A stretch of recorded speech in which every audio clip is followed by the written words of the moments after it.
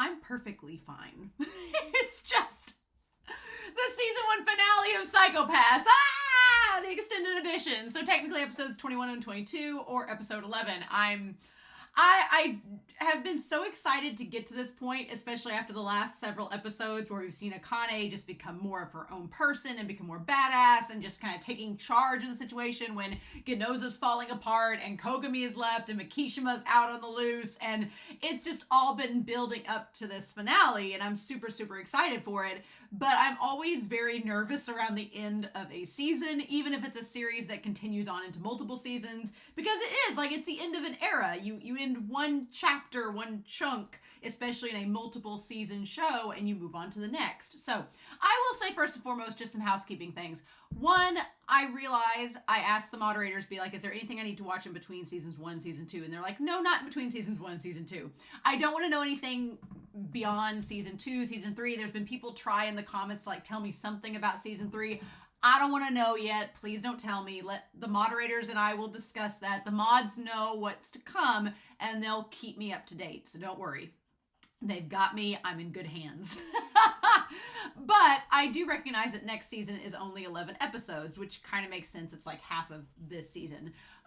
So what I will probably do is just do season 2, because I had a lot of people with season 1, they were like, oh, I don't want you to watch the extended editions. I want you to do episode by episode. And so I feel as a olive branch, a mutual compromise, I will do season 2, episodes 1 through 9. I'll do them episode by episode. So we'll have just an episodic little thing for the first 9 episodes of season 2. And then because it's an odd number, I'll do episodes 10 and 11 together for season 2, and we'll round out that way. That seems like it will work. Just have 10 solid weeks of season 2, and then we'll go into season 3 and movies or whatever. I know there are some movies with Psycho-Pass. I don't know anything about them. I don't want to know anything about them yet. We will cross that bridge when we get to it. So that's what we're going to do with season 2. Just try to do like episode by episode for that one.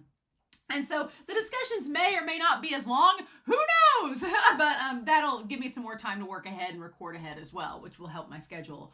The other thing is with this is that I have heard a lot of people, I try not to go into watching series with any type of preconceived notion, any type of hype, any type of negativity, because it will affect my enjoyment and my reaction. But I have had a lot of people comment over the course of this season. They've been like, oh, I love season 1. And I get the vibe that a lot of people don't like seasons 2 and season 3. That's just the vibe that I get. But here's my thing. I'm trying to be as positive as I can because, for example, I'll use another series, Bungo Stray Dogs. There's a lot of people that have only watched season 1 of Bungo Stray Dogs. Why? I don't know, because it's a great series, and I love the later seasons of that show. It's bonkers and wonderful, and it's different, but it's not different in a bad way. So I don't try to let people's negativity about something affect how I view it, because I sometimes find that I like stuff people don't. So there's that. So I just want to say, please, please, please, please, please, as we go into these later seasons, save your negativity if you have any for the series. If you're going to comment about it, save it for the end of the season. That's just the best thing to do, because nothing, as a reactor, nothing dampens your spirit more by somebody being like, what you're about to watch sucks. And you're like, oh, cool. I'm so excited to dive into that. Although I'm the kind of person that usually tries to take negativity and maybe make it positive. So I will accept your challenge. If you think that season 2 and season 3 isn't good, I will try to find the good in it. And maybe it'll be an absolute dumpster fire. If Kogami dies in this episode, then I could probably see why a lot of people would be upset, because I think Kogami's going to die in this episode. But I'm mentally preparing myself for him to die. I am. Because there's just all this thematic stuff lining out with him, like facing Mikishima and her having to kill both of them. If Akane has to kill both Shogo and Kogami, what do we do? So I don't know. I'm just mentally preparing myself for Kogami to die, for Shogo to die, for Masaoka to die. I don't think Ginoza will die, though. I've been trying to say in my head, who do I think is going to live? I think Ginoza will. Because I think this show likes making him suffer.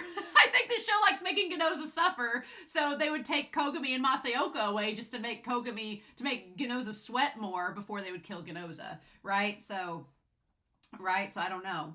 I do have a couple comments before we start. Andy Strand talked about how the Dominator that killed Kogari, hashtag RIP, in episode 8 was in its third mode, which is the Destroy Decomposer mode, which is why we didn't find any traces of Kogari. That makes sense. Thank you for clarifying that. Sunspots, one of the moderators for this series, and I have been talking, and Kogari is such a presence in this show, and man, you feel it when they're not here, and it's still there. I'm still like, I miss Kogari. I wish they were there. There was like a little shot of them in the last episode, and I was like, just like any chance to have Kogari near is welcomed. And then Geen talked about how the Runaway Enforcer from episode 9 was voiced by Kisei Ryota from Kuroko's Basketball and Bokudo from Haikyuu's voice actor. And I was like, oh, interesting, cool. I didn't notice that voice. I recognized it as a voice I should know, but I didn't realize it was him. So that's cool. And they also talked about this whole idea of the mob mentality and Mishima and the idea of gaining power. And it's a thought that Geen put forth that I've been noticing in a lot of different series that I'm watching. So it's a kind of nice universal thread. But it's like, when you gain power, do you use it to be cruel or do you use it to be kind? And what do you do with that power? And what does it say about the splendor of our souls? Because Shogo seems to want to find the splendor of your souls. Like, are you going to use this power for good or evil? And so far, the people that Shogo has encountered have used that power for cruelty. And so I think that's why Shogo maybe is bored about it. But the irony is, he doesn't view Akane as a threat, and she's the one that is actually using that power in an interesting fashion. Not necessarily for kindness, I wouldn't say, but she's being very fair with it. And she's trying to do justice by it. And I honestly think Shogo would be fascinated about it if you give her the time of day. Somebody in the Discord was like, well, are you going to start shipping Akane and Shogo? And I'm like, you know what? No. But if somebody did ship them together, I can kind of see it. Because Shogo and Akane, despite having very different moral cores, a lot of their logic kind of tracks, which kind of goes with her tracking with Kogami as well. So yeah, if you gave me, I wondered if Shogo and Akane and Kogami would be a love triangle in this season, and they kind of are, unexpectedly, in weird ways. But I really love this show so much, and I think it's going to be like a Bungo Stray Dogs scenario, where even if seasons 2 and 3 aren't as good as this core season, because this core season is pretty damn good, it's pretty near perfect in my eyes, as far as how much I've enjoyed it. Honestly, I feel like even if season 2 and season 3 aren't as good as this, it's going to go one of two ways. It's either going to be like still enjoyable, and as long as Akane is around, I'm going to like it, unless her character just completely goes off the deep end, which might be interesting to talk about. Or if it gets batshit crazy and bonkers, then we'll at least have fun breaking that down.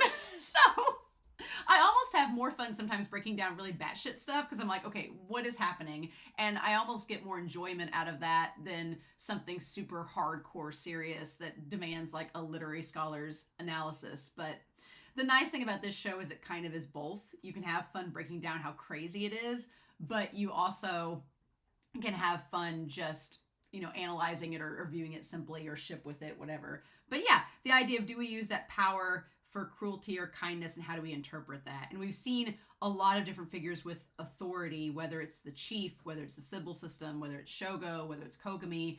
How do they use that power? And so that's all very fascinating to me. But yeah. So I don't know. Thank you all for watching with me thus far in this adventure through Psycho-Pass. I'm so excited to see the finale of this season. I wore a rainbow shirt today and nice calm colors, because I was like, I'm going to use color theory to make myself feel better about this show and the possible angst that we'll get for the season finale. But at least it's not the end of the series, so yay. So we're not gonna waste any more time. We are gonna dive right in to Psycho-Pass. Oh my god, season 1's finale, episode 11 of the extended edition. We're gonna do that here in 3, 2, 1, and let's see what happens in this wheat field.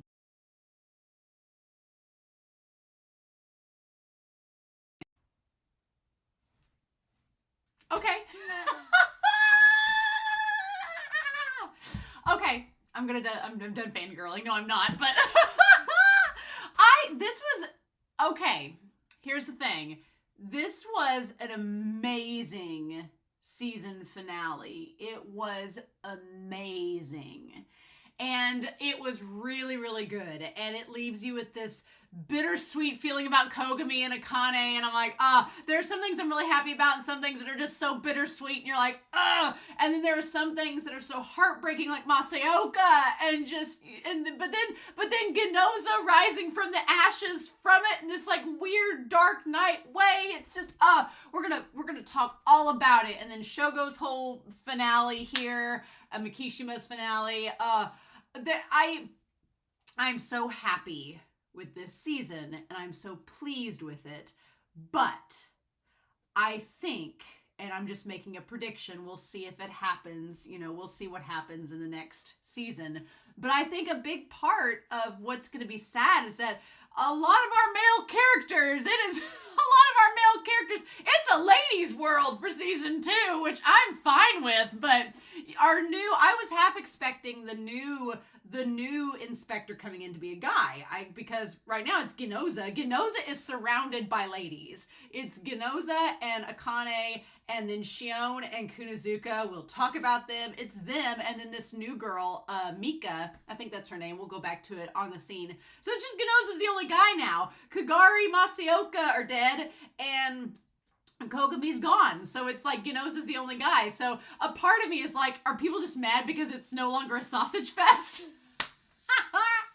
But, Kogari was a huge presence this season. And so even after Kogari died in extended episode 8, the last 4 episodes have really felt his absence. And Masaoka was such a old man mentor figure that to both Ginoza, literally his own father, and to Akane, that without his presence there, it's kind of like that warmth that Masaoka gave. Masaoka had this old man warmth to him that in every scene he was in, even though he's this hardened enforcer, there's just something about his character that felt warm and comforting, and you knew that as long as he was there, it's like, okay, well, things can't get too bad because Masaoka's here and it's going to be fine. Well, now he's gone. So that warmth is no longer there anymore. And then Kogami is such this badass character that's our Sherlock, and he's now gone too. He's gone rogue, he's a wolf. He's now a wolf that's a lone wolf that's out, on his own in the tundra. And it's like, is he going to become like a Shogo character? I don't think so. But if they decide to make him like that, I won't be surprised. We'll talk about that when we get to the Swan's Way and all of that at the end there. But you have 3 incredibly engaging dynamic characters like Kogami and Masaoka and Kogari, who carried a lot of this season. Now, Akane came into her own girl and had an amazing last couple episodes. This episode, no exception. But when you have 3 major characters like that I'm sure are fan favorites that are now either dead or not in the series anymore, and I don't necessarily want them to immediately bring Kogami back, so there's that. If they bring him back at all. They may not bring him back at all, and that's fine. But that's hard, right? That's hard for an audience to accept that those characters are no longer in the show. And so I feel like now that we have to get new characters involved, and we have that one person from Division 2 who's also a woman, now that it's, get some more female characters involved, it's like, well, what are we going to do with them? What's going to end up happening? And so I feel like maybe a lot of people are upset with season 2 because those characters aren't there. I don't want to know. Don't tell me. But that's kind of my conceived notion going into season 2. Well, these characters aren't here anymore. They were major characters. They had a lot of thematic elements to them. Now we have to make up for that with Ginoza and Akane, which we'll talk about Ginoza and Akane. By the end of this season, I was like, okay. All right, let's do this. So I love this series so much. I love it. This was maybe a perfect season finale. I could not have asked for more. It ended in some ways like, it's my favorite type of thing where you kind of have a hunch of how it's going to go, and then it ends, you're like, okay, yes, they're going to do that plot point. But then they add that little twist that you're not expecting, and you're like, oh my God. And then, yeah. So let's talk about this, man. So I brought out Whiteboard Kun. I didn't know exactly what to use Whiteboard Kun for at first. I'm like, well, what can we talk about here? But I think Mishima has like a nice little monologue here at the beginning that is worth discussing. for what he says. Mishima is so fascinating. And the reason I say that is because in the same breath, he can go from being like really cliche to being profound. And that's kind of the funny thing about Shogo, is that Shogo has moments where he says stuff in this episode set that you're like, yeah, oh, of course. Yes, that makes perfect sense. And then in the same breath, he'll say something that you're like, come on now. Like when he talks about aging is similar to death, I'm like, well, no shit. It's like the moment you're born, you're gonna die. Like the moment you're born, your body is slowly dying. Like that's the very negative way to look and pessimistic way to look at life. But yes, and he's talking about how aging is similar to death, where as you get older, some people stand up to it as if it were nothing. But there is a scariness about growing older, right? There is a scariness to aging. And that is realizing that things around you, they change. And they often change without your control. That's kind of the scary things, is that that's the part about growing up that's really hard, is that things change and you don't have any control over it. Like family members and friends can pass away and you have no control over that. The things that surround them and yourself will change and there's no controlling that. People that you work with, they will retire and move on, and that will change up the whole dynamic, and there's no escaping that. It's I think a nice metaphor to also talk about the end of this season, passing over into the next season, being like, look, we had this nice era where Kogami and Masaoka and Kogami were here, and it's great, but now that's ended. They're no longer here anymore. And so it's like, that's kind of the scary thing. Do you keep going, or do you stop here? You know? And I want to keep going, because I like Akane enough as a main character. I think she holds her own really nicely, and her dynamic with the Sybil system is amazing, and I'm so intrigued. I'm like, Sybil system, what we doing? But I think that what he's getting at, you know, some people bravely look at aging, and some, it's not because they're braver than others, but because they lack imagination, which it's like, Shogo, what's interesting is Kogami tries to do the whole thing about him being alone and isolated and using it against him, and Shogo kind of like calls it back, and it's like, that's not totally it. But I like this monologue he has talking about aging and death, and he's like, once people deny that which they love, do they be able to create it anew? So in his mind, if you deny what you love, you can recreate it. Which is a very interesting way to say it. Only after you deny it can you be able to create it anew. And he's like, perhaps the book I write too will one day die. As soon as he said that, I was like, oh, well, death flags all around. You're not making it past this episode. That's like nailing your coffin, just like my body will. And then it shows him on top of the roof. He's like, people have to accept that death is unavoidable. And they probably will be gone. Those people will probably be gone in 10 years. And he talks about how they will probably vanish. Eternity is not promised to books nor humans.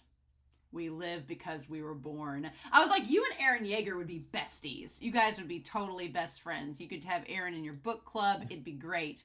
And if a system, he talks about how like nothing is eternal. Right? Nothing is eternal. You live by being born. And I do like this about Shogo. Shogo's character is not the antagonistic villain that's like, I want to live forever and I want immortality and all this. I like that Shogo's character is smart enough to realize the flaws of that and the negativity of that and how you don't want that. I really appreciate it. And I like how he says, if a system has the power of life and death over you, if a system is able to control whether you live or die and you don't have that free will to control it yourself, then you are no longer human. Okay. And so he's talking about under the Sybil system. I love the way that he phrased this with the Sybil system. I thought this was really smart, the way that he said it right here. Get back to that. He says, well, he talks about them being livestock, and he says, no matter how hard a rancher tries to pretend otherwise, They can never recognize livestock as their friends, which I thought the rancher and livestock reference was interesting, because the rancher, is he talking about the Sybil system and its people, meaning that you can never fully understand the people of society if you're trying to control them? Or it could also talk about the inspectors and the enforcers.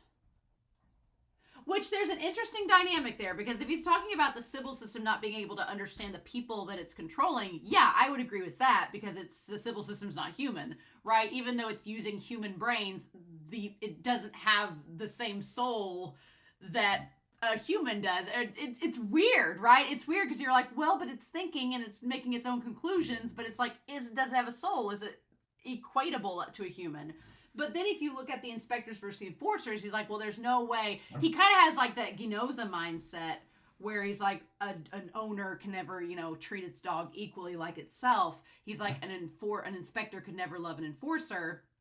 And I'm like, well, Akane kind of proves that wrong, but it's complicated, right? It's complicated. And so my dog's going to whine and I'm going to have to ignore him. But then I love that we have the duality of black and white. Again, it should have been recognized this entire time, because Kogami and Shogo, it's black and white. To them, it's just like black hair, white hair, light and dark. There's no in between, and Akane is the in between, right? So we have Kogami. We're going to put him up here. Yes, we have Kogami on this side. Where I like that we have all of the traffic moving slower and it's congested in the darkness where Shogo is. And then you have the light side where Kogami is, and the traffic is moving more freely. He says, it's a mystery to me. How is it that these people treated as livestock in this boring society have not tried at all to destroy it? Which is, Shogo saying basically, he's like, he doesn't understand why people are complicit. He's like, why are they satisfied with this? But he kind of answers his own question. He's like, why haven't people tried to destroy the system yet? Like, what's the whole deal with it? Why are they just sitting around doing nothing? He says, nothing in this world is eternal. And then he's like, the only thing that truly exists is the splendor of souls that atone for their sins. So to him, no, Huck, the splendor of souls, he says, it's those that atone for their sins, since nothing is eternal. It's interesting he says that, and then he kind of condemns people that try to atone a little bit, which is funny, but that's Shogo. He kind of can be contradictory in his own thoughts sometimes.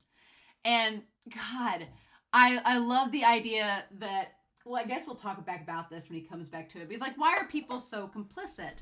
And the answer is kind of that, well, to them, they're not seeking this big overarching free will from the system. He kind of talks about how, he explains it later in the episode set, and I'll write it out when he explains it and says it verbatim.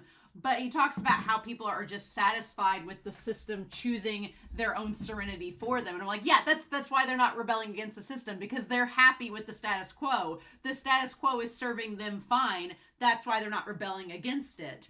And the people that aren't happy about it aren't in a position of power to do anything about it. They're in the facility or they've been captured by the enforcers. So, I mean, Shogo's asking some good questions, but the show has kind of shown the answers to those questions, right? I'm sorry though. I don't ship Shogo and Kogami personally, but I see it. I see it so hard. I can't ship Shogo with Kogami personally because that's just not my jam. I'm more of Kogami and Akane. But if you told me that based on this scene of them on either side of the highway that you shipped them, I'd been like, no, I see it. It's the most damn shippable moment. They're finishing each other's sandwiches. Kogami is holding the book that Shogo has. And it's like, oh my God. But the thing about it is, this is all in Shogo's mind. This is all taking place in Shogo's vision, what Shogo is thinking. What's amazing is that Kogami has viewed Shogo as kind of like his shoulder devil, as kind of like this darkness inside of him that he doesn't want to acknowledge but is there. And to Shogo, like Kogami is kind of like the answer to his prayers. He's like, you're the person I've been looking for. And he kind of looks at Kogami in this interesting light. But he sees him like in the light shining down on him from across the way. And then Kogami answers, unless... I like that last episode set when Saiga was like, what would Shogo say if he were here? And Kogami had to imagine it, and the color scheme changed, and it was darker and more grim. And here in Shogo's dream, when he views Kogami, he sees him, and he's in this light, like an ethereal little angel. And it's like, what the fudge? And he says, unless a kernel of wheat falls to the ground and dies, which funny, we're talking about that when they meet up in a wheat field together. Unless that happens, then it remains only a single seed. So, unless it falls, he says, unless it falls to the ground and dies. It's like, unless, let me get this right. Unless it can take root and spread, a thought will be in solitude. Which is kind of like, it's kind of like, interestingly enough, because Shogo talks about finding Kogami and finding someone like-minded like himself. It's like, as long as he remains in solitude and didn't go out trying to find someone like-minded with him, he would have remained isolated in solitude the rest of his life. But because he went out and found Kogami, he discovered there were other people like him that were similar, which is interesting. And I'm sorry, but the moment that Kogami's talking to him and it pans back to Shogo and the light shining on his face, he's like, oh. There were many shots, especially the beginning part of this episode, that had Shogo in kind of like an innocent, like childlike view. And then right before he dies, he kind of has that view again. And, you know, in those instances, I'm like, oh, I can kind of empathize a little bit with Shogo. But then when he kills Masaoka, I'm like, never mind. Nope. Anyone who loves their life will lose it. And so we have this phrase here from Kogami. Kogami says here, this is Dream Kogami. Oh, DK here. If you love your life, you will lose it. He's quoting, quoting his book there. Anyone who loves their life, well, anyone who hates their life in this world will keep it for eternally. And then if you hate, it's eternal. Which is kind of the big irony, right? The big irony of it all. Oh, there we go. The big irony is that if you love something, you're going to lose it. But if you hate something, it's going to linger, right? That's kind of like, that's the cruel irony of it all, right? That's the sad thing. Or at least that's how Shogo believes that it works. And he's using Kogami to tell him that, right? And then their eyes looking at each other across the way. I'm like, shut up. And then he has this dream, right? And we see all of these sequences of Shogo throughout the episodes. And then he has that brief little vision of the future where he gets shot by Kogami. That brief little vision in static. Mm-hmm. And it's like, the funny thing about it is it's like, was that a vision of the future? Is he telepathic? Is it making a play on us having dreams? And sometimes you think those dreams are of the future and you get this sense of deja vu later. Is it like a glitch in the Matrix, right? Or is it just, anime plot being anime plot? Whatever the case may be, it's interesting, right? Because I know I sometimes have dreams and I'm like, I feel like I've been here and done this before. But it's all, to the service of showing us what's going to happen. And then him looking down and seeing the book in his hands while he's there plugging in the code. And he looks so kind of innocent there. But the moment he fully wakes up and registers, he like gets that shit-eating grin on his face. And you're like, nope, there's Shogo. Never mind. So I like the idea that our group, they're not waking around, not doing motorcycles, not doing cars. We're just going to take a helicopter straight there. Helicopter straight to the source, right? We're going to go right and try to beat Kogami there. I'm surprised they beat him there. I honestly am. And again, just as I'm starting to feel better about Shogo and being like, look at him. He starts quoting Jesus. I'm like, Shogo, quit quoting the Bible. Jesus told them in another parable, the kingdom of heaven is like a man who sowed good seed in his field. But while everyone was sleeping, his enemy came and sowed weeds among the wheat and went away. Now, interestingly enough, the question is, do we view Shogo as the good man that was trying to sow seeds in the wheat, and Kogami came, killed him, and went away? Do we view it that way? Or do we view Shogo as trying to be the man who comes in and sows the weeds among the wheat and then goes away? So you can kind of look at it both ways, depending on how you want to regard the season. You can kind of look at it both ways, but I really, really like the opening monologue here, and then we have our OP, right?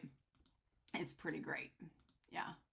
And this all taking place. I love that the final set piece of the season, where it all ends at, takes place in this wheat field at this plant. I love that. I think that's amazing. I like the set piece of it. No, go lay down, Huck. I like the set piece of it that it is, hold on. So yeah, I like that the set piece of our final episode set is just this wheat field and this big plant. I love that. It's just simple. It's not a crowded city. It's not a bunch of people sitting there. It's just a simple field, a building. There's no drones. There's no other people. It's just our main cast of characters, and that's it. Like, that's all that there needs to be. I love it. I love it. It's simple but effective, right? Simple but effective. And it has that Seven vibe. If you think of David Fincher's movie Seven, it absolutely, all the comparisons to it, especially the end with Kogami and Shogo, where if you've not seen Seven, I guess I'll spoil the ending of it because it's basically like this, where Brad Pitt's character is kind of like Kogami, only Masaoka is kind of like Morgan Freeman. And in that movie, Morgan Freeman lives to tell the tale, and Kogami's character lives too, but he gets taken into custody. But in that series, John Doe is Kevin Spacey's character, and he's kind of like Mishima. He's obsessed with the 7 deadly sins, and he wants Brad Pitt's character, who's kind of like Kogami, to become Wrath that's obsessed and uses violence to kill him at the end. And he calls himself Envy, and you find out at the end that he's Envy, and he envied the life of normal people, and he ends up he wants Brad Pitt's character to become a sin like he is, and to be like-minded like he is, and Brad Pitt ends up killing him and becomes Wrath. And so that's kind of like, that is honestly, Kogami being Wrath and Shogo being Envy is kind of very fitting. The 7 vibes are there, but the ending takes place in this vast field and all of this, and Morgan Freeman's character is kind of like Akane, actually, more than Masaoka. Morgan Freeman's character is like Akane, only older and wiser, but is trying to convince him, like, no, you don't need to do that. Like, don't fall victim to the darkness, because then you won't be able to escape, right? So I am glad, at least, that Shogo did not get taken in by the Sybil system, because that was my one fear throughout this episode set. I'm like, I know that Akane has to... I was like, I didn't want Kogami to be the one to kill Shogo. I didn't. But that's kind of the thing that sucks about it, is that Kogami, he ends up shouldering the darkness, right? He ends up shouldering the darkness and fulfilling this obsession. And that's kind of what's so, like, beautiful and bittersweet and sad about it, is that Kogami, from episode 1, like Masaoka told Akane, he's had this darkness in him and this obsession, and he just can't get rid of it. He can't let Shogo go. And everyone questions Kogami throughout the season. They're like, Sasayama's dead. He's gone. There's nothing you can do about it. If you kill Shogo, is that going to change anything? And Kogami's like, yeah, but he's this darkness that keeps plaguing me, and he needs to go. And on the one hand, and I guess I'll go ahead and put Akane up here, because we might as well talk about her in this. She's trying to have a cake and eat it too moment, where she's like, oh, well, I will be able to save Shogo, and I can also save Kogami. And we as the audience know going into this, we're like, there's no way that's going to work. We're like, no, you can't.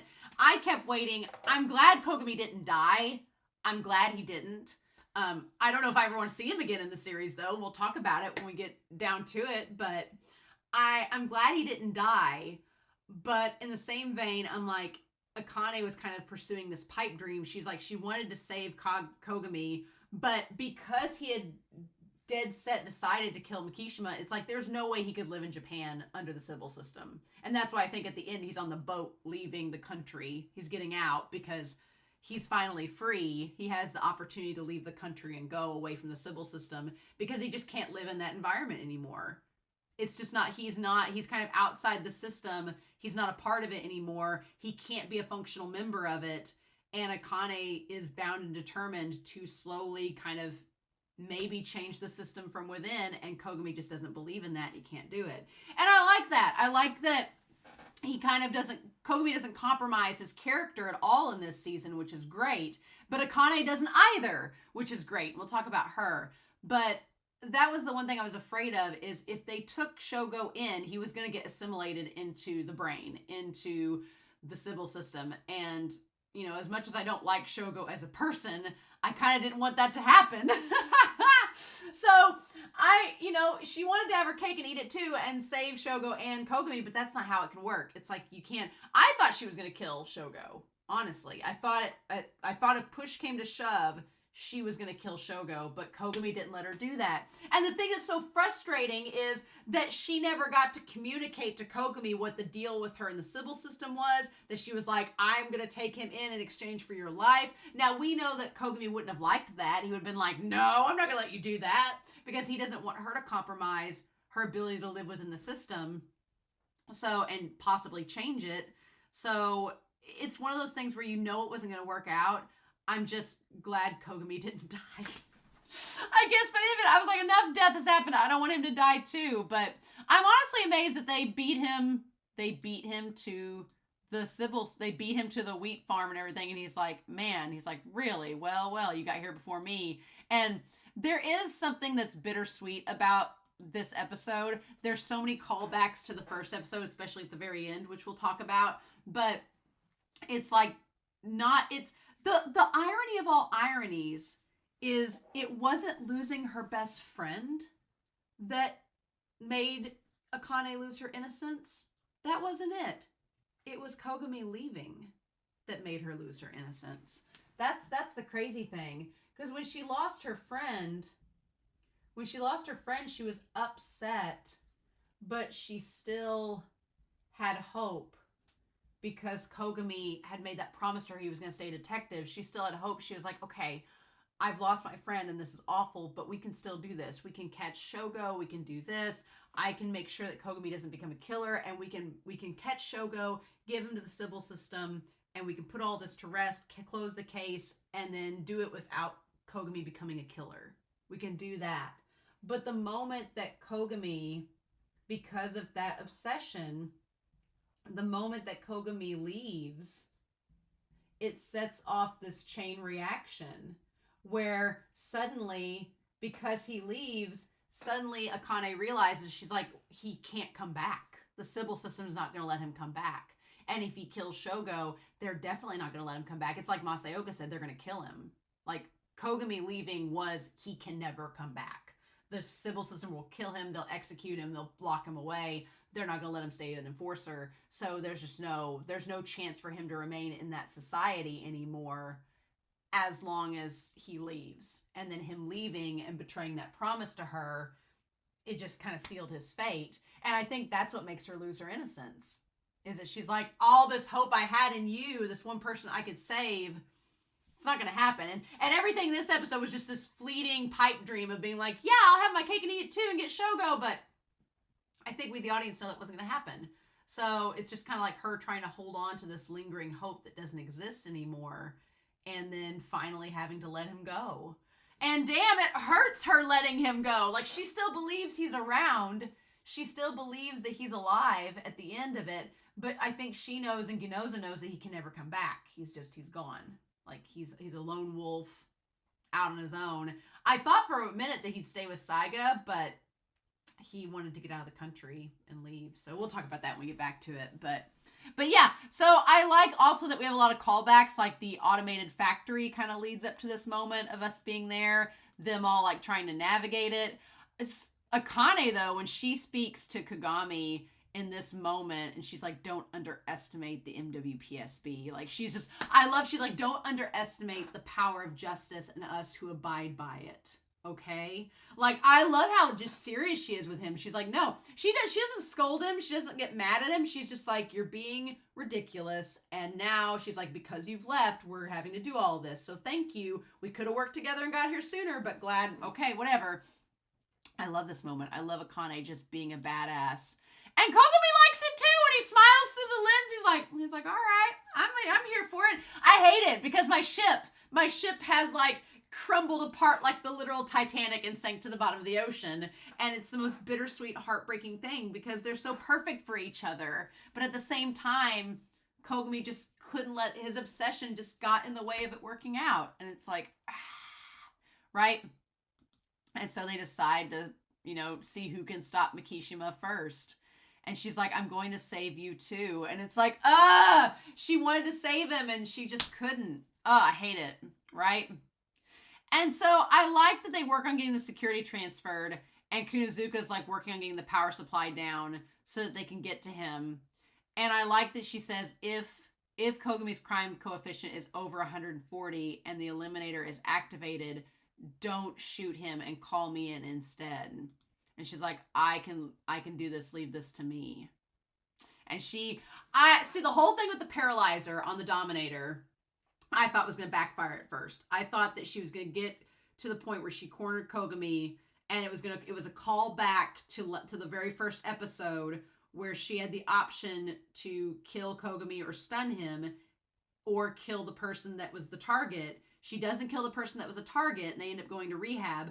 She stuns Kogami instead. And I thought it was going to all come back and come full circle to that. Only I thought that the Sybil system was going to lie to her and be like, nope, and then end up destroying Kogami and killing him, and that was going to send Akane over the edge. I thought that's what was going to happen. I thought Akane was going to totally lose it this episode, and she was going to have to go rogue. But that's not what the show is doing, and I kind of am glad the show is doing it this way. But poor Masaoka, there's a moment where she's like, we have the conversation where she convinces the Sybil system to put it in paralyzer mode. And the one thing that I'm kind of all about is Akane, her tricking and having somewhat control over the Sybil system. It's not a lot of control, and it's not really control because the Sybil system kind of is onto her, but she very much takes its own hypocrisy and uses it against it in a way that's really, really intriguing. And then I'm like, yes, I'm 1,000 times here for it. I love it because she's just like, well, but what about this Sybil system? And the Sybil system's like, well, I don't know. It's great. And I'm like, yes, that's absolutely what should be happening right now. Her taking control and using its own logic against it. Because at the end of the day, it's just a computer made of human brains. Human brains are not infallible. And it's just it's taking an attribute of humanity that is not perfect and then combining it with artificial intelligence, which is not perfect. And then it thinks that it's perfect, but it's not. It's it's kind of like when AI tries to generate these images that look real, but the human brain can still detect that it's not. There's just something off about it. That's what it is. And it's genius.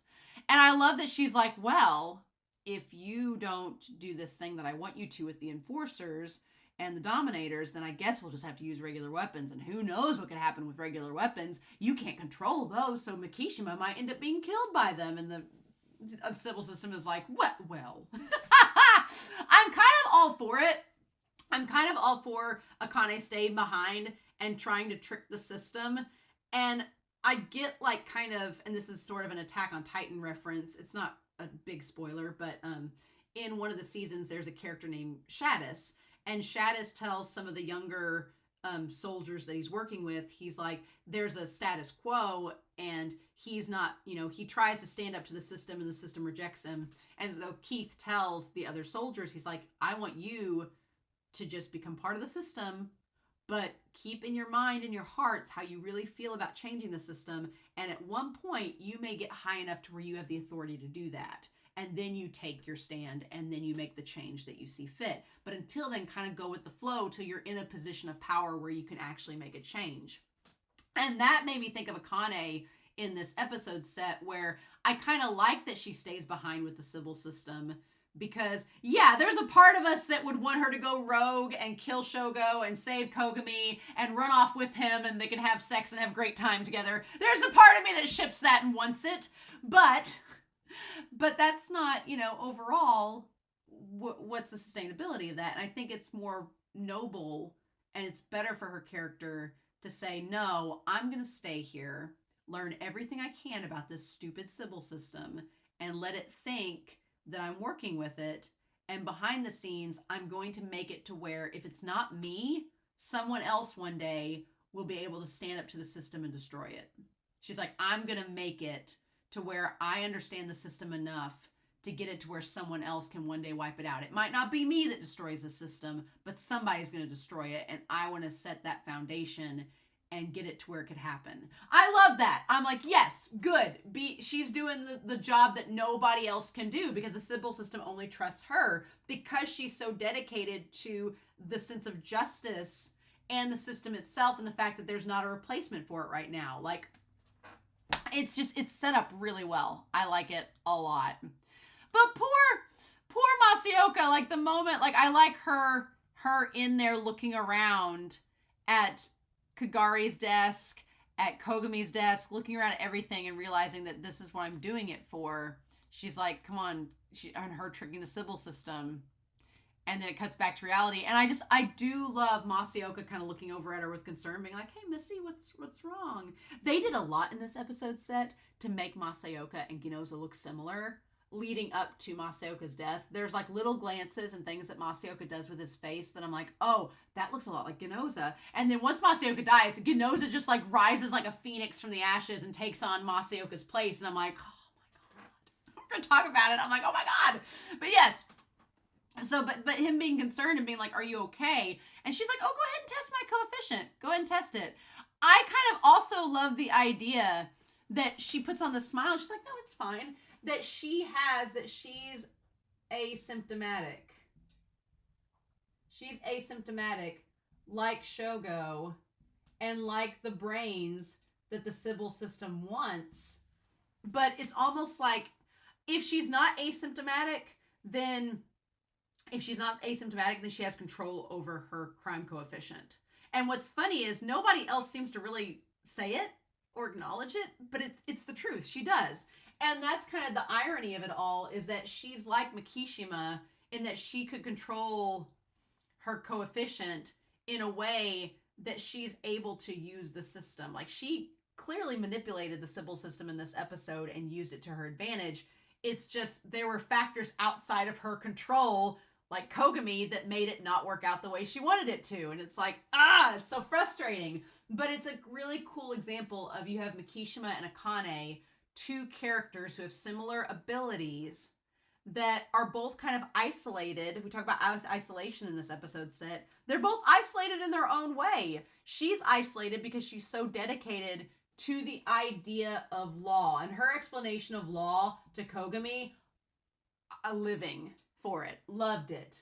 That her idea of law is that people protect it. People protect it. People want it. And that at some point, that will be eternal. There's always going to be someone that is going to rise up against the system. But the law and order that is created is from humans. It is created by people to have a structure in a society, and it's always going to be there. And she's like, we have to believe that people will be able to enact the system. Because like the chief said episodes ago, she's like, we can't, the justice itself cannot be fully automated. It can't be run by drones like the wheat plant can.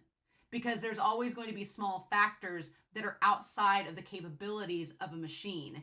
And in order to fully enact a justice system upon humans, there has to be some humans in place to enact it. It can't be a full robot overlord invasion. Otherwise, the society will crumble and people won't be on board with it. It has to be supported by people for them to fully engage with it. So I love this idea that Akane's like, yeah, no, this is right. She's like, somebody has to be here to do the right thing. Someone has to be here to try to steer humanity and the idea of justice in the right direction. Meanwhile, Mishima wanted to break completely away from it and dismantle it and then rebuild it. Whereas Akane's like, I'm going to take the system that exists and try to change it from within.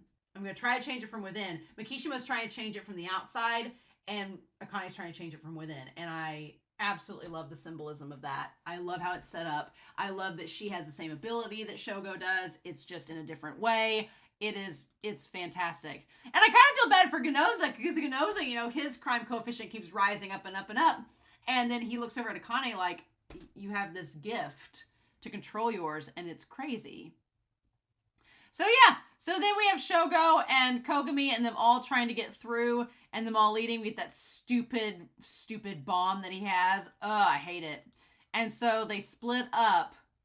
Masaoka and Ginoza take off to go find Shogo, and Kunazuka and Akane stay there to go to the facility.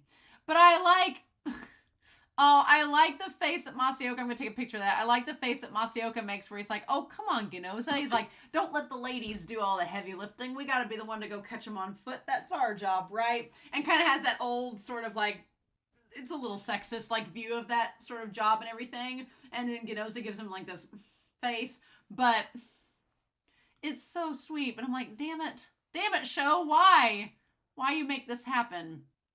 I also like that Kunazuka goes through and tells Akane, like, I thought when you first joined you were this innocent little girl and you didn't belong here. Kind of like what Kagari tells her. But I've changed my mindset and realized that you're actually the most constructive and you handle things really well. Like, under pressure, you perform really good, which is similar to Mikishima. Under pressure, Mikishima thinks of a way to do. He thinks of the next step. He goes to the next step. He does it. Akane's the same way. It's crazy. It's like both Shogo and Kogami awakened the side of Akane that's always been there. She just wasn't confident enough with it, but they kind of forced her to be confident. They're like, nope, you've got to take the reins because things are getting out of control. And it's kind of like, I know friends where if I'm panicking, I need someone to help calm me down. But then when I see other people panicking around me, I kind of like, okay, no, we need to like take a break, simmer down. Like, you kind of see stuff in distress and you feel like a part of you has to kind of anchor itself. That's how I feel like Akane is. And that's why I love her character so much. But yeah. But Kunazuka believing fully in Akane. I liked this moment for season 2, cementing that Kunazuka has full confidence in Akane. She believes in her. She believes that she's doing a good job and that she's worthy of being an inspector that she would lay down her life for. And I think that's really important because I don't think any of them really felt like they could lay down their life for Ginoza this whole season, if we're being honest. Because Ginoza was just like a wolf in sheep's clothing. He was trying to put on the front that he was an inspector, and trying to put on the front that he was a detective, and trying to put on this front that he was, you know, someone that could rise up through the ranks like his dad wanted him to. But we all know that Ginoza's never really like that. He's always been an enforcer and always been kind of a bad boy deep down. He just didn't want to admit it. And it's not until his dad dies that he accepts his position. But at no point during season 1 do I believe that everybody was like, oh, I'd lay down my life for Ginoza. I don't think any of them thought that, because Ginoza kept calling them dogs and was trying not to acknowledge the fact that he's one as well. But with Akane, she's always had this respect for the enforcers and treated them with equity. And I think that they know that and they respect it, and it makes their relationship better. And for Kunazuka, she's like, I'd lay down my life for you. And Akane's like, well, please don't, but thanks for the sentiment. And then they get to the room, and Akane, I love this scene where Akane's just like, what would Shogo do? What would Shogo do? Why is he not here? Why is Kogami not here? Because she's like, if this was the place they were going to next, if this was the room that we were supposed to be at, they should have beat us here. They should already be here. Why are they not here? And I love her deduction that she does in this episode. For someone that only met Saigo once, girl took up some pointers and ran. Like, I freaking love it. But she's like a prodigy, so should we expect anything less? And then she realizes Masaoka and Ginoza are in danger. And so Masaoka, I like that Masaoka's like, something's bothering you. And that's when Ginoza's like, you helped Kogami escape, didn't you?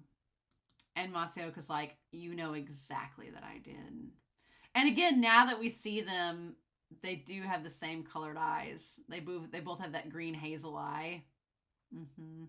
It's just Masaoka's hair and skin is a different color than Ginoza's, but their eyes are the same. Oh my gosh. Yep. He's like, well, don't be so hard on me. And Ginoza's like, do you think... The thing that makes me feel so sad in this moment is that Ginoza, what he kind of suggests is, did Masaoka view Kogami as the son that he wanted? Because I even said it a few episodes ago, and then I felt really bad this episode. So I was like, oh shit, I didn't mean it that way, Ginoza. But there has been like this sense that Ginoza has viewed, you know, Kogami as more like himself, which he does. He's like, and he tells Ginoza that. He's like, well, yeah, Kogami and I are both enforcers. We're both latent criminals. We kind of have the similar views about the justice system and similar views about, you know, justice itself. So, yeah, we are similar. But the thing about it is, Masaoka, he does care about Kogami, but he cares about Ginoza more, because Ginoza's his son. And he's like, I don't want you to be like Kogami. He's like, I don't want you to become an enforcer. I want you to become better than that so that you can be safe and you can just, you know, rise up through the ranks, get a nice, comfy office job, and don't worry about me or Kogami, because we're going to die eventually. Like, a big theme of this episode set is the inevitability of death. And Masaoka's like, we're going to die eventually. Don't worry about us. You take care of yourself. But what Masaoka doesn't realize is that Ginoza has already in his heart, he has already figured out that he's going to be a latent criminal. He figured that out from way early on in this season. He's just been in denial of it, trying to protect his father and his view of him as his son. And it's just, in that moment, I was like, are you kidding me? Why are we doing this? And he's like, do you think, you know, why do you trust, you know, that savage, selfish justice of an old hunting dog like yourself? Why do you view Kogami like this?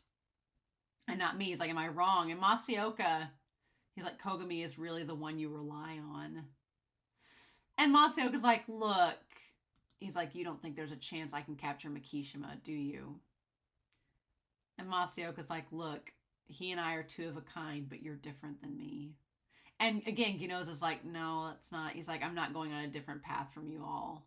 Like, And that's when she realizes that she has to go after and help Masaoka. But damn it! I hate that Masaoka sees the tripwire, and the thing that sucks about this so much is that Ginoza trips over the wire. That it is Ginoza's fault.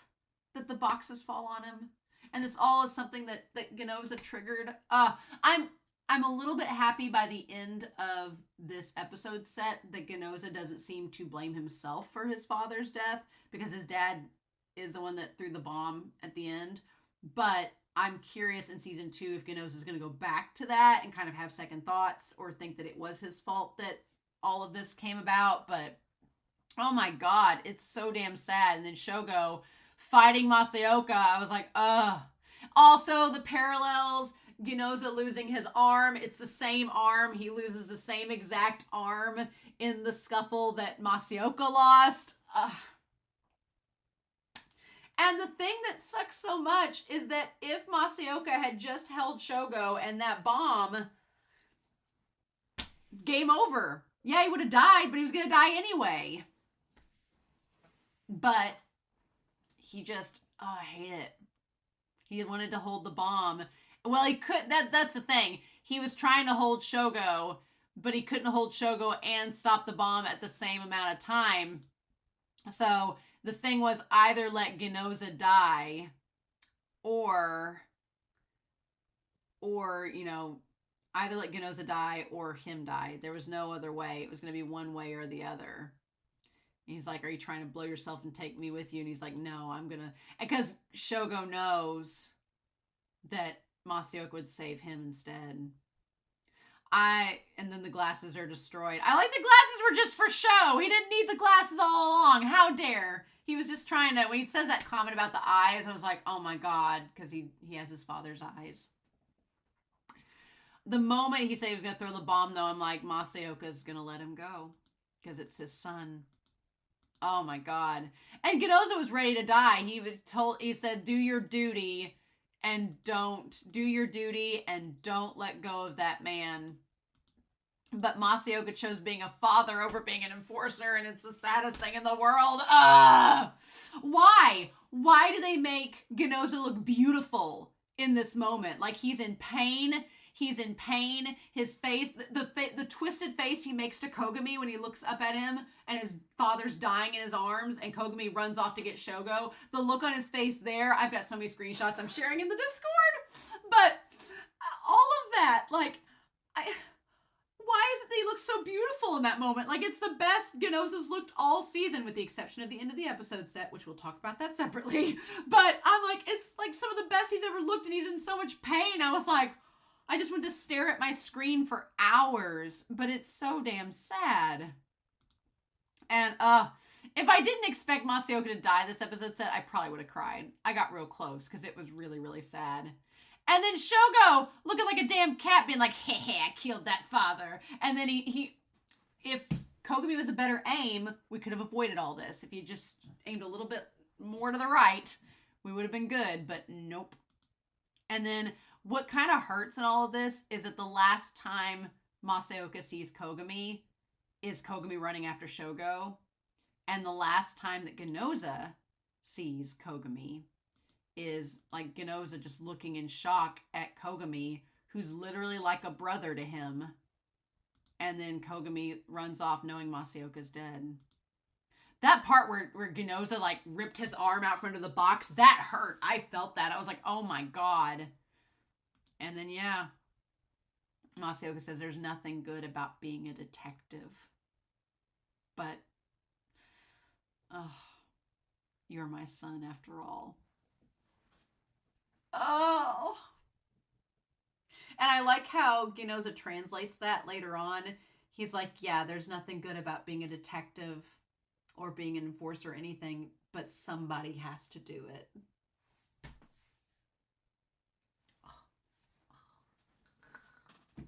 I cannot. Mm-mm. And so then we have the showdown between Mishima and Kogami, which honestly, when like using the mirror as the reflection, and so that's when Kogami's like, you just couldn't bear solitude. So then we have the solitude conversation where Kogami's like, you just couldn't bear being alone, that's all. And he's like trying to confirm, you're no different than a kid whining about being left out and not being wanted. And Shogo's like, well, you say some funny things. Solitude, am I the only one alone? And he's like, who isn't alone in this society?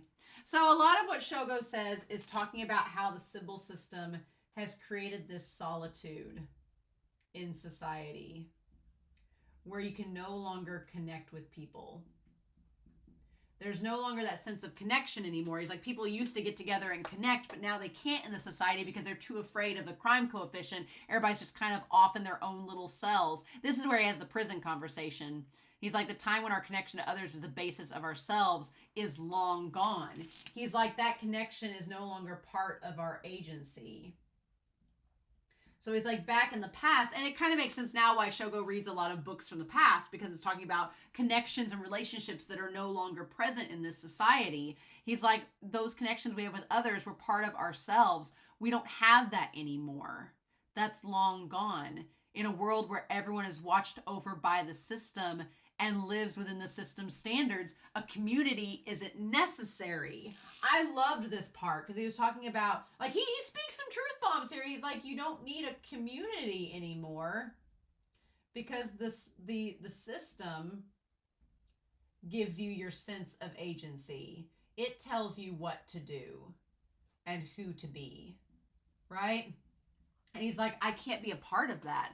And that kind of goes back to Mishima not having the coefficient or anything to be able to fully fit in, which I'm like, I guess if he took the exam, he still would have an aptitude though, right? Right? But that's not even the issue anymore. It's not the fact that his ability to control his crime coefficient disabled him from being part of society. It's that the society that he wants to be a part of doesn't exist anymore. He's like, I want to be a part of a society where I can make connections with people and that influences who I am and what I do. Kind of like him trying to have that relationship with Cho. It's almost like him and Cho kind of had this connection where they were starting to connect with each other, and then Cho dies, and it's like, well, that sucks. So, but yeah, he's like, before, who you engage with can help determine what jobs you get. It can determine like what clubs you're a part of, what things that you do, and it influences who you are. And in this society now, he's like, we don't have that. The system just chooses it for you. It chooses it. It's like, it like randomizes you a frat house and sends you to it, and that's it. And he's like, and I don't like that. Which he's not wrong there. And then he's like, everyone lives in their own little cell, and the system tames them by giving them each their own personal serenity. That's the line. Yeah. The system puts people in a cell and tames them to their own personal serenity. I like that Shogo, we have this contrast of Shogo referring to everyone individually, as individual livestock, as individuals. But then when Akane talks about people protecting the law, she is referring to everyone as a collective, which is interesting. And she refers, but then at the end when she talks to the civil system, she's like, one day someone is going to shut off your power. Somebody's going to rise up, whether it's a collective or an individual, whether it's me or somebody else, right? But, and I think that it's interesting that Shogo talks about the cells taming people and giving them their own serenity. And you go back to the execution chambers and all of that, which Kunozuka and Kogari would probably argue with Shogo that those little individual cells do not grant you serenity, even if the system says it. But there is this question of Kogami. Was he always going to be outside the system? I think so. And I think that's because of Masaoka. And not that Masaoka called it. I think it's because Masaoka talking about him and Kogami being the same. I think that Masaoka and Kogami and Saiga, for example, are all people that could not live within the system. They were just too much to be contained into a little cell, right? And Saiga had to get out of the system and go live on his own. Masaoka kind of seemed like Masaoka kind of resigned himself to the system because of his son. And he stayed around because of Ginoza, but made himself an enforcer because he's like, that's the only way I can live within the system is by doing this job. And for Kogami, he doesn't have a son to be tied down to like Masaoka, but he also doesn't have the self-sufficient funds to manage himself or the resources like Saiga does. So then you have this lone wolf, and it's like, well, what does he do? Where does he go? He has to leave the country. That's the only thing left for him to do. It's just really interesting how Akane fits into all of this, because she's not really limiting herself to a cell and her own personal serenity. She's kind of taking on the job of being the taskmaster, overseeing the system in the weirdest way possible. Like, she's not the chief or anything, although I thought for a second they were going to make her like the board queen and make her the chief. But she is in some way like kind of the gatekeeper and the caretaker of the system, watching over it, even though the system thinks that this is a good thing and beneficial to them. And it's like, well, for now it is, but it's crazy. And then say, okay, so the gun, how many shots were left in the gun? I didn't think about that. I was thinking about it when he was like clicking the rounds. I was like, wait, how many? Because there were 6 rounds, right? 1 round shot Shogo's head. 1 round he fired again a second time. The 3rd time he fired at the mirror and shot that. So that's 3 rounds that was there. And then Kogami realizes that he did something wrong there. And then he aims the gun again for him. Goes after, but the gun gets knocked away. So there were at least 3 shots proposed there, and then 4 with the tire. Right? So at least 4 of those shots. There was 2 more that we don't have accounted for. I don't know there is something that I did want a little bit of explanation about, but it's just a statement choice. Like, Shogo's statement necklace, the fudge. Why does Shogo have like this beaded statement necklace? Is he proof? What is going on? And he's like, if I'm going to die, I'm going to die fashionable. And then they have this knife fight in this world where everyone's watched over the system. Yeah. And then we have this, no one, and he talks about he's like, you are the same. What does he get there? He says, it's not lit. He says, everyone lives in their own little cell, and the system tames them by giving them their own personal serenity. And what does he say? He's like, you're the same too, right, Kogami? And he says, no one accepted your justice. And no one understood your anger either. But here's the thing. It's not that no one understood it. Akane gets it. She's just like, what are you doing? Because he's saying that his justice and his anger weren't understood by anyone. You turned your back on trust and friendships and abandoned the only place you could belong to in order to come this far. So he's basically saying you threw away everything. You threw away everything to stop me. Because he's like, you want your justice and your anger to be satisfied. And in order to do that, you had to throw everything else away.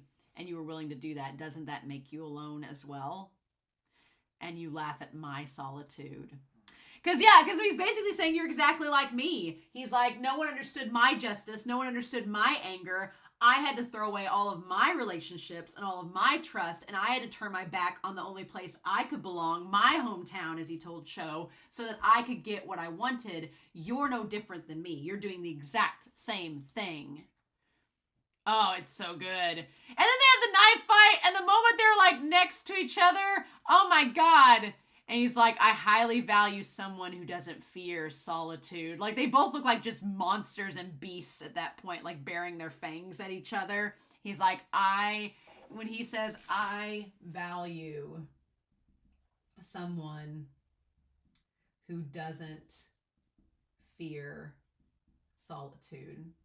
I'm like, you should also value Akane, because Akane doesn't fear solitude either. She, the whole time, what's interesting is I wanted Shogo to recognize Akane, and I think he kind of does at the end, right before he runs away. I think he recognizes her, and we'll talk about that. But, because she doesn't seem to fear solitude. She's not afraid of being alone after Kogami leaves. She's just afraid of Kogami dying, because she doesn't want him to be a killer and doesn't want him to die either. She doesn't think he deserves it. So that's fascinating, but he's like, I value people who don't fear solitude, so I clearly value you. You who turned your solitude into a weapon.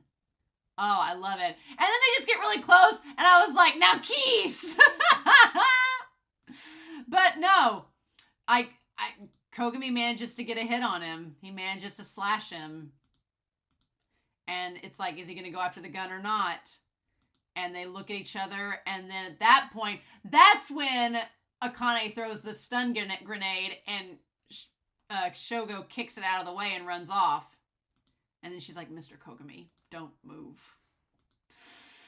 And Kogami at first seems very disappointed in her because it's allowed Shogo to run away, even though he's left the knife behind. And I cannot believe that she gives him the Dominator. And the way she looks at him, there's just this like doughy-eyed innocence. And him just looking back at her like he can't be mad at her, you know? He can't be mad at her because she's not mad at him.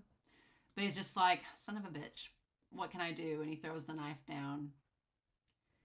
And then she hands him, he's like, are you going to handcuff me here and go after him all by yourself? And she's like, no. She's like, that's not what I'm going to do. She takes the gun and she's like, I'm not that reckless. And she gives him the Dominator. Oh my God, I love it. Because I didn't see that coming. I thought she was going to, take the Dominator and the gun like before. But she's like, no, I'm not stupid. She's like, if I go after him by myself, I'm pretty much just asking to die. She's like, no. She's like, I'm going to give you the Dominator. And it's locked in paralyzer mode. So you can paralyze anybody. You should be able to use it too. Just give me a hand. Like, she's like, I just want to work with you. God, and there's a part of me that feels like Kogami, he knew she was too good for him. He's like, no, you have this unshakable belief in humanity and being able to do something with this system. And he's like, I don't have that. Oh, my heart. Oh, my heart. I was just like she wants him to help. She wants him to stay by her side. And he's like, I'm not good enough for it. And she's like, if you try anything beyond that, I'll shoot your leg. And then he says, when I told you, I thought you'd get tougher. And she's just like, come on. She's like, I think you could be a bit nicer, though. And that's kind of the bittersweet thing, is that she loses that innocence that she has by the end, where she does get tougher. And the system makes her tougher, like Shayon was talking about. But she's lost that innocence where, you know, she's kind of lost that little cutesy, nice edge. Instead, she's like, no, I'm being serious. Like, you can't be a badass and be cutesy anymore, I guess. But, and he's like, you're trying not to kill Makishima. And she's like, because it's illegal and I can't overlook a crime. And he's like, why are you going that far? And I love that Kogami questions her. He's like, why are you trying to protect a law that can't judge this criminal or protect the people? And her saying, she's like, well, because the law doesn't protect people. People protect the law. And then it comes out, and that's it, right? And she's just like, the whole point of this is that we determine society. And if we uphold it, like, girl's a freaking saint. She's like, nah. She's like, people protect the law. She's like, you're giving the law more power than the people that are a part of it. That's what I love about it, because she's like, the whole time, she's like, you and Shogo have talked about the law and the justice system not being able to add up. She's like, these are abstract concepts. The law itself and justice itself, we determine it. The people determine it. She's like, so if we let the law and justice become its own entity, we are creating the Sybil system. That's it. The Sybil system is this concept of justice that we've let rule over us, the people, instead of us, the people, ruling over it. And she's like, that's not how it should work. And I like that Kogami's like, you know, if this goes the way you think that it will, that's basically overthrowing the Sybil system. And she's like, yeah, these feelings that I have are very, she's like, they're fragile and they're easy to destroy and overturn, but they're always going to be there. People will keep seeking them over and over again. Though, in order for everything people hope for to have meaning, we have to try to protect it till the very end. God, I love it. We can't give up. And if there ever comes a time when everyone feels that way, that you do, Akane, then the Sybil system will probably disappear. And then they're back to back, and they'll no longer be latent criminals or enforcers. And I love they both kind of look at each other, and it's like, but that time is not today.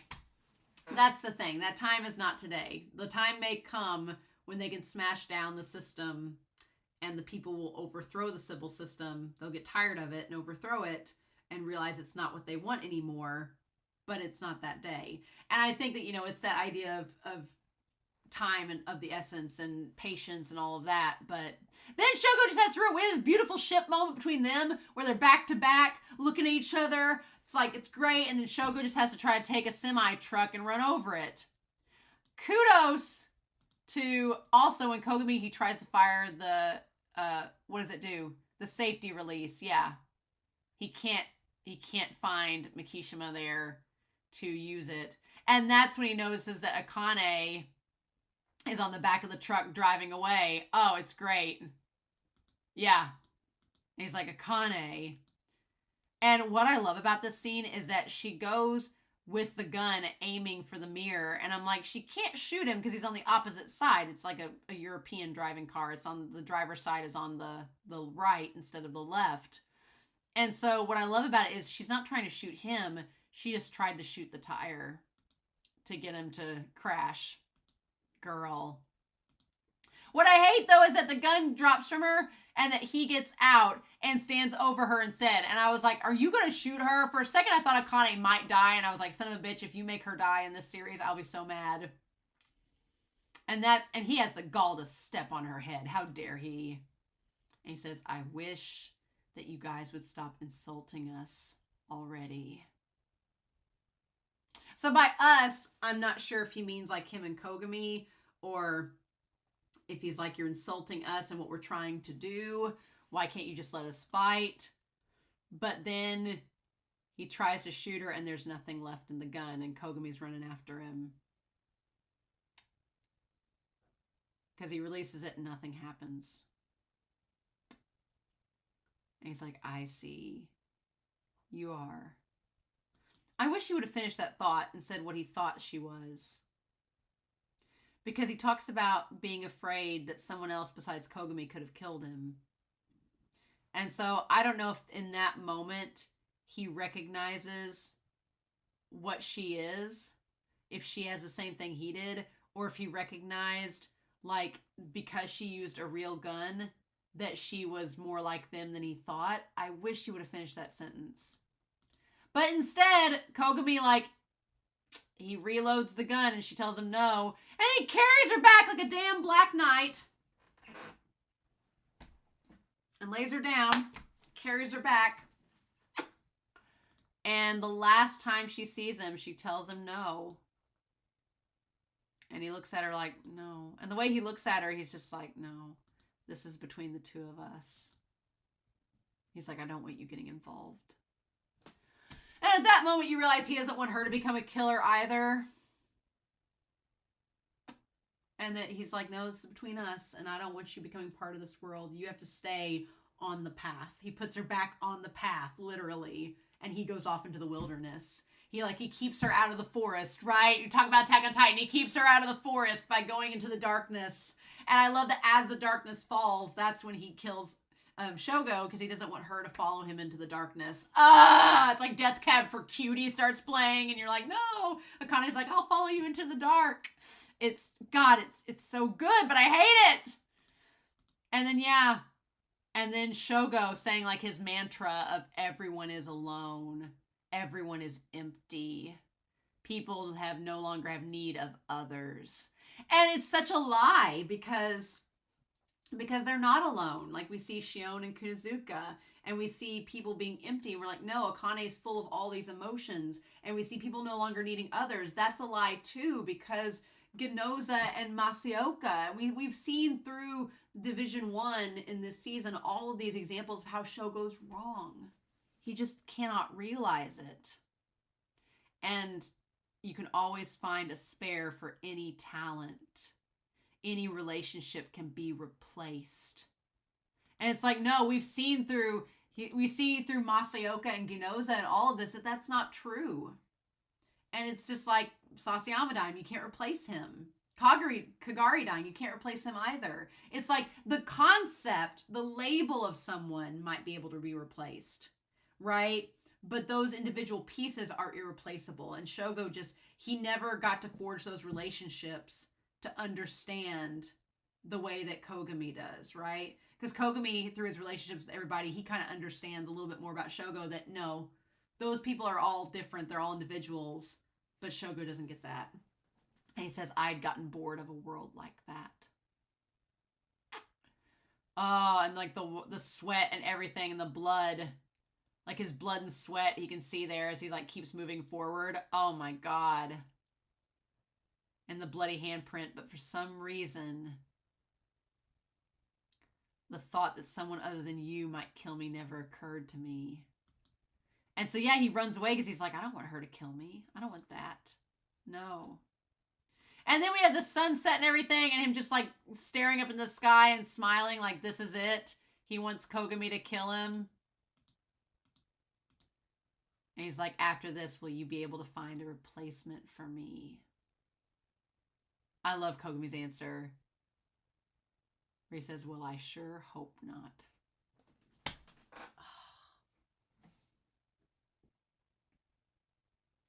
I love that line because Shogo's like, once I'm gone, are you going to become like me? And are you going to stay here and try to dismantle the system and become caught up in this web of darkness that's never ending? And will you be constantly looking for someone else to give you as much satisfaction as you've given me? And Kogami's like, no, I'm going to leave and get out of here and get away from the system. Because he's like, I have to get away from the darkness. And that's the bittersweet part too, because the shipper in me wants them to stay together, but it's like, no, Kogami, for him to get away from the darkness and not become a Mishima, he has to leave. he has to get out of the darkness and go away. He closed this chapter of his life and now he has to go off somewhere else. And it hurts. God, it hurts. And I feel like him getting away, because they talked about how because of the wheat farm, because they are able to be self-sufficient in Japan, they don't have to open up the borders. So because of that, they don't have to let people in. So once Kogami's left, he doesn't have to come back. And he probably can't come back because the border's closed. So once he gets on the ship and leaves, he's free. He gets to go and do whatever. But it's like the shipper means like, but him and Akane can never be together now, and I hate it. Sucks. Unless she somehow dismantles the civil system, within the next 2 seasons. And then he shoots him. And that's when Akane's voiceover says, before they had ever met, long before. And it's just like, I think this destiny awaited them. Oh. I love the piano and the crescendo, like the music swelling when Mikishima's about to die, and then it just crescendos and like collapses. It's beautiful. I love it. But there is this like solemn sadness to Kogami, because he knows now that he's accomplished his goal, he can never go back. It's that part's over, and it's like, now it has to go. And it's this idea that Shogo was always going to keep looking until he found someone like Kogami. And once he found someone like Kogami, Kogami was never going to rest until Kogami destroyed him. Because they're like compatible, but the antithesis of each other, which is fascinating. And then poor Akane, her just crying because she knows she can never see Kogami again.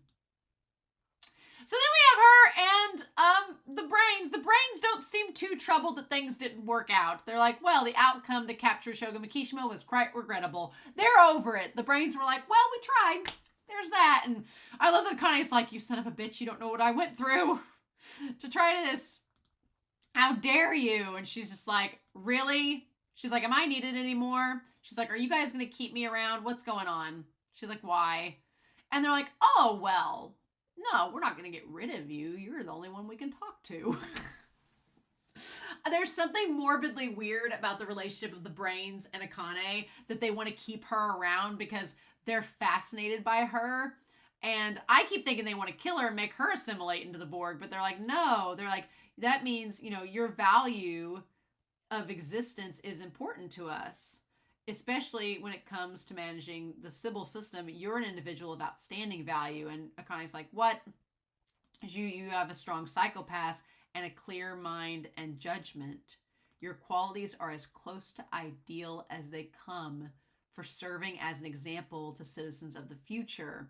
So they basically the Sybil system wants to try and figure out, Akane's code, so to speak, and try to get society to mold to it. Which could be its undoing, because like Akane has said this entire episode, she knows kind of how to manipulate the system a little bit, and she understands the system's shit.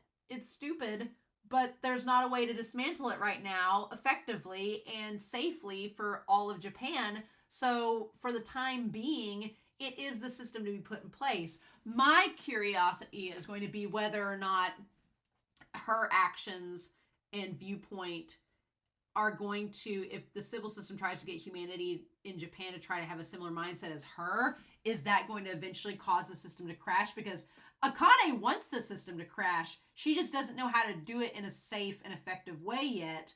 And Kogami's methods and Shogo's methods, none of them were really going to be sustainable or work. So is she going to try to corrupt the system from within without the system knowing it? I don't know. Or is she going to be the white knight that just tries to uphold justice the best that she can despite the really shitty system in place? Because they talk about this conflict continuing to exist. They want to take society to the next level, and Akane's like, I can't believe I'm serving you all. And they're like, well, you'll keep us a secret, right? But eventually they want to tell society about themselves. And I feel like part of Akane is going to be figuring out how to make, part of Akane's job is going to be to figure out how how do we get it to where we can destroy the system? I feel like the civil system telling society about their existence would be a bad thing, but I'm sure they have their own ideas of how to twist it to where humanity will accept it. I was trying to figure out also what was different about Akane at the very end. I took a screenshot of it. She's not wearing the prim and proper blazer and the skirt, you know, at the end. She puts on the pants in the relationship, straps on a pair of slacks, unbuttons the blazer, has this like open neck. Like she's not prim and proper anymore. She has the open neck, just casual, like, let's do this shit kind of vibe to her. And I'm here for it. I love it. I'm like, yes, please. And they just think they're going to continue to analyze her movements for the future. And she's like, as long as you don't show signs of jeopardizing our secret, your life and freedom are guaranteed. And she's like, yeah, I don't want to die in vain until I take you all down. She's like, it's true, the current society cannot hold without Sybil.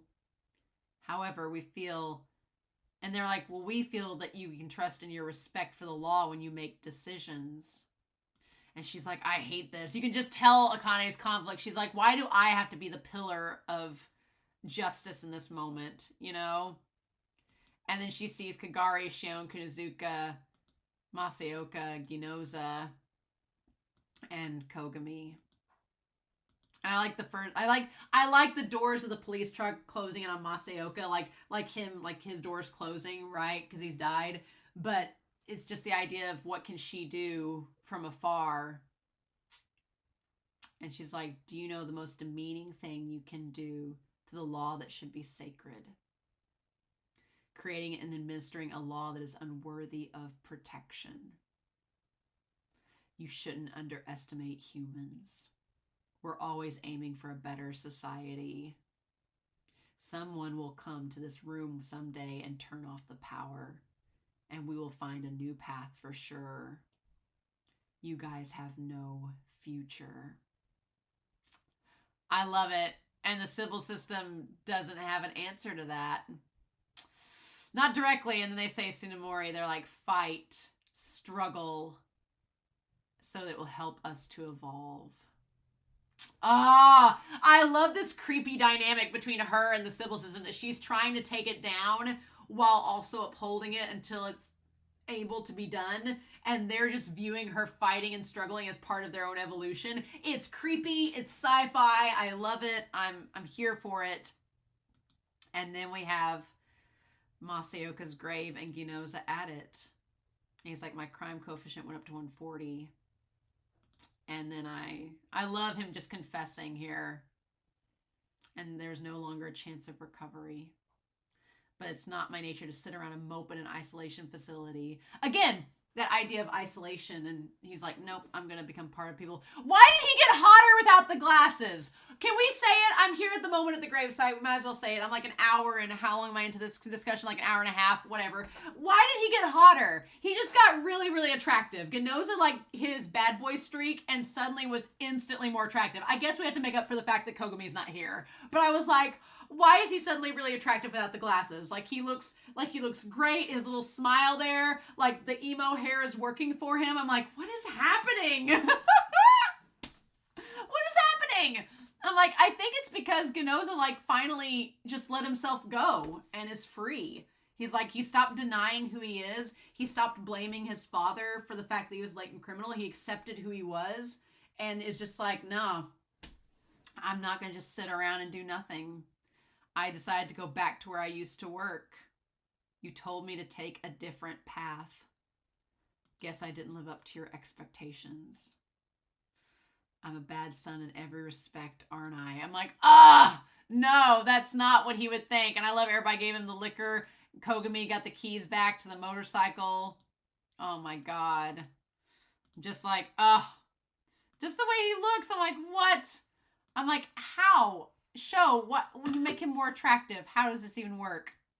And he's like, there's nothing good about being a detective, but somebody has to do it. Right, Dad? And I love that he finally acknowledges Masaoka as his father. And then we see Akane, who's ditched the skirt for her pair of slacks. She's ready to go. And she seems like, she's like, yep, here we go. We gotta do this. And then she's like, it's my duty is to accompany an enforcer when they go out. And then there we go. And they're back in the car. And then they kind of both settle for the fact that they think Kagari's dead. He's not being investigated anymore. Akane knows the truth, but Ginoza's kind of accepted it too. And then she's like, I'm sure the top brass found evidence, but they're trying to sweep it under the rug. And then of course Akane's like, I wonder where Kogami is. And he's like, well, when the collar comes off such a wild hunting dog, he's no different from a wolf. Again, he looks so attractive there. I'm like, what happened? What is this? I like that he keeps the tie, though. I like that he's not totally like Kogami. Now that he's back in the wild, he might rather be living a free and easygoing life. Maybe that's what he needed. Maybe Kogami needed to be released into the wild. He just couldn't be contained by society. But damn it, Ginoza looks really amazing, and I'm kind of floored by it. And she's like, would living like that be relaxing? And he's like, well, he wasn't relaxing here when he was an enforcer, so it has to at least be somewhat better. He was persevering and a cunning man who didn't know when to give up.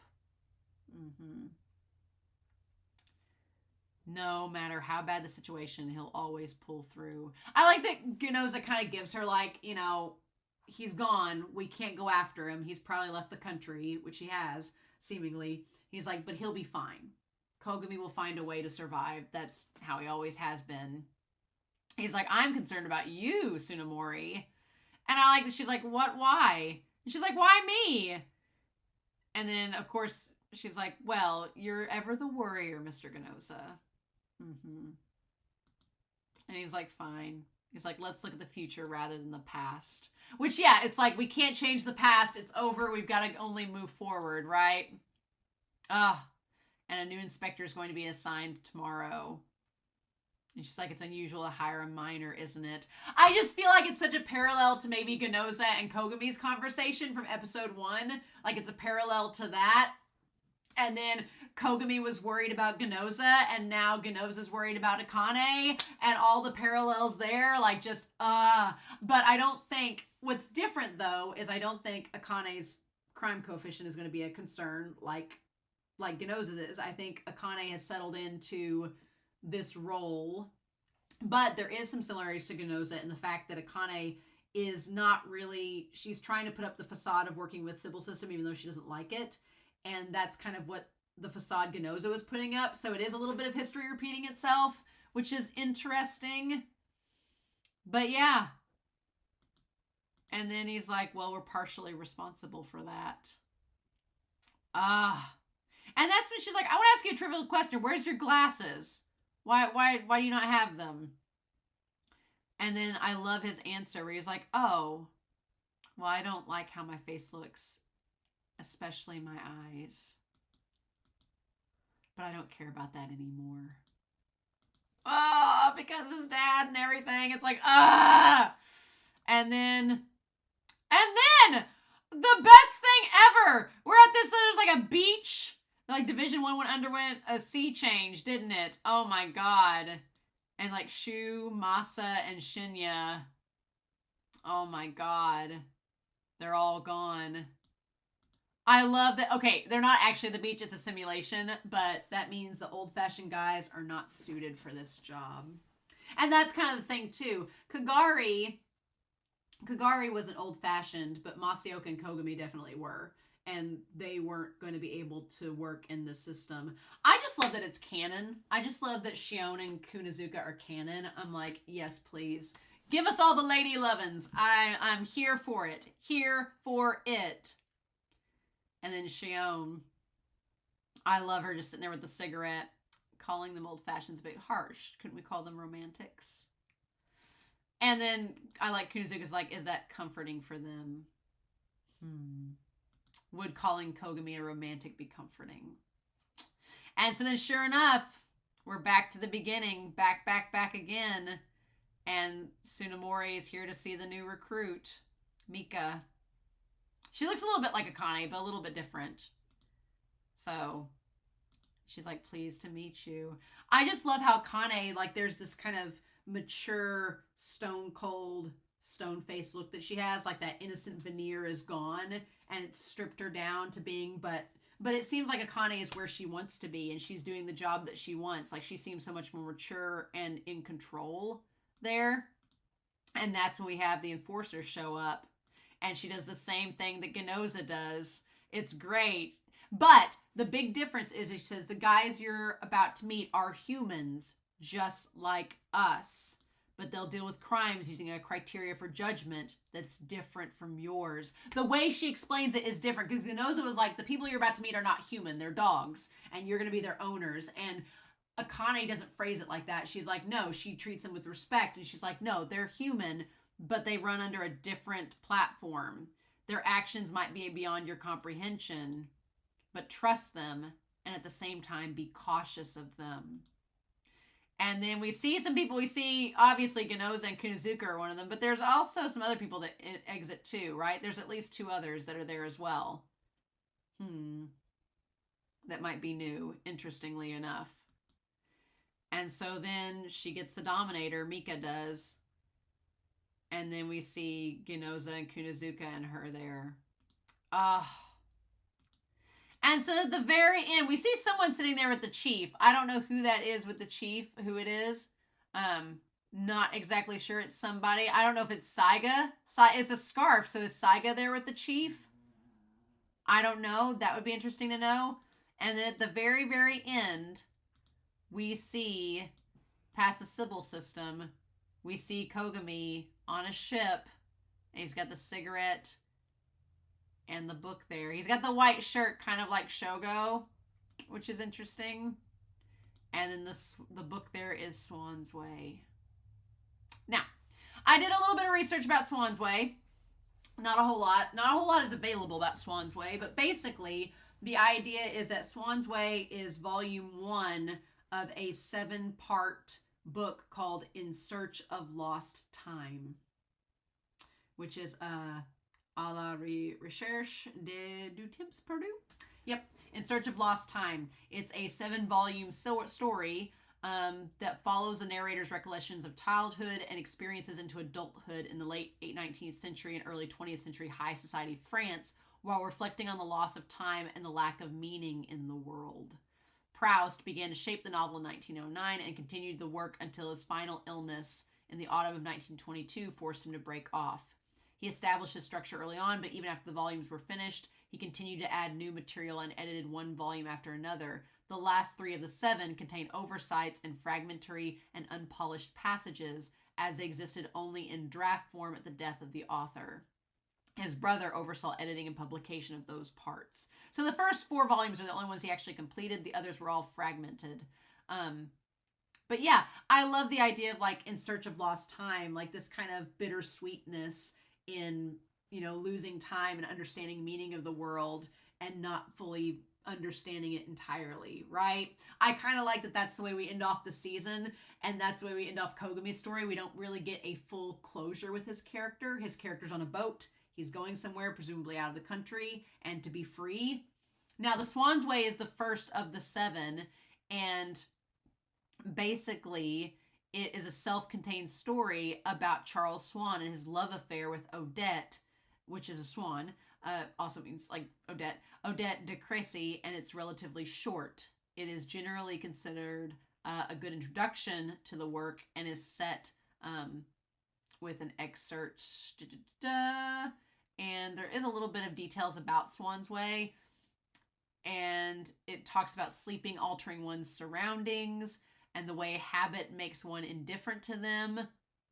It also talks about, what does it say here? It describes 2 routes for country walks that the child and his parents often enjoyed. One way past the man's home, and the other, which contains scenes of natural beauty. During a walk, it also talks about him running across 2 lesbians, which is fun. So I guess that's referring to Shion and Kunozuka. I guess him finding that out.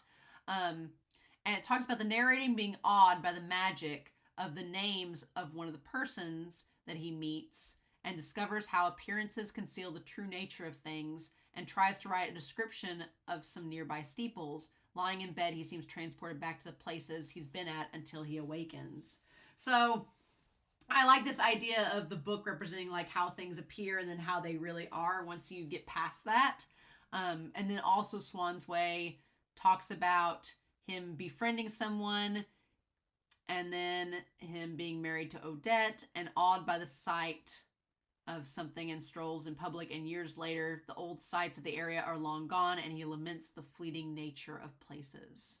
So that seems like such a good book to round out the season, because it's like there is a bittersweetness that you can't go back. Like Masaoka's gone, Kagari's gone, and now Kogami's like, I can't go back and get those memories. I can't go back to be with Akane. I have to go off and move forward and do my own path, but it has to be separate from everything else. It's very bittersweet. It's very sad.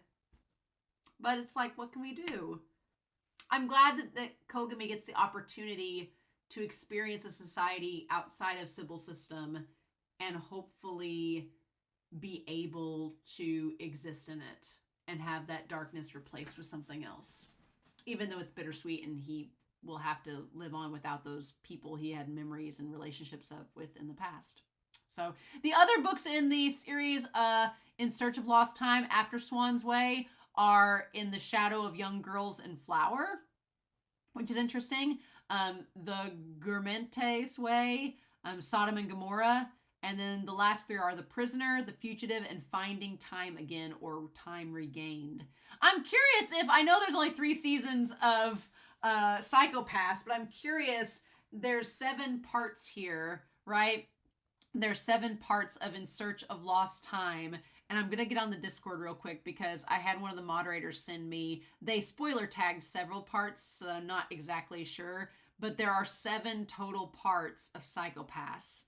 Only 2 of them are visible to me. One part is season 1 and one part season 2. The other are in spoiler tags, and I'm not supposed to look at them yet until I finish season 2 and go one in order. Basically, Floor put in order the contents of Psycho-Pass I'm supposed to look at, and that is, there's 7 parts. In Search of Lost Time has 7 parts, so I'm like, So the second part, it says, In the Shadow of Young Girls and Flowers, which there's a bunch of girls surrounding Ginoza. It says that, what does it say about young girls and flowers? It says basically talking about the narrators with someone's intervention. They're finally able to go see a play performance, but is disappointed by the acting. I'm going to wait and see if In the Shadow of Young Girls and Flower is mentioned in season 2. If it is, then we'll be like, okay, we're on to something. Maybe the work by Proust is what this is going to be like a framework of. I don't know. Just seems like a random coincidence. There's 7 parts of Psycho-Pass for me to watch and 7 parts of the story, but we'll see. I don't want to read the second book synopsis because I don't want it to possibly be a spoiler of what's to come in season 2. Who knows? But that's rather curious. And it seems like there's some kind of piece of paper on the table that Kogami put the book down on, but we don't know what that means. So I've talked for a very long time about this season finale. I will go ahead and say right now, since I'm doing each episode one at a time for season 2, with the exception of the finale, the discussions probably won't be this long. Who knows? But God, I love season 1 so much. I love this series so much, and I really love the season finale. It was everything I could hope for, and I feel bittersweet and sad, but also very satisfied. So I'm curious to know your thoughts down below. I hope you all have a wonderful week. Please stay safe, take care, and I'll be back next week with season 2. We'll just start right off of Psycho-Pass.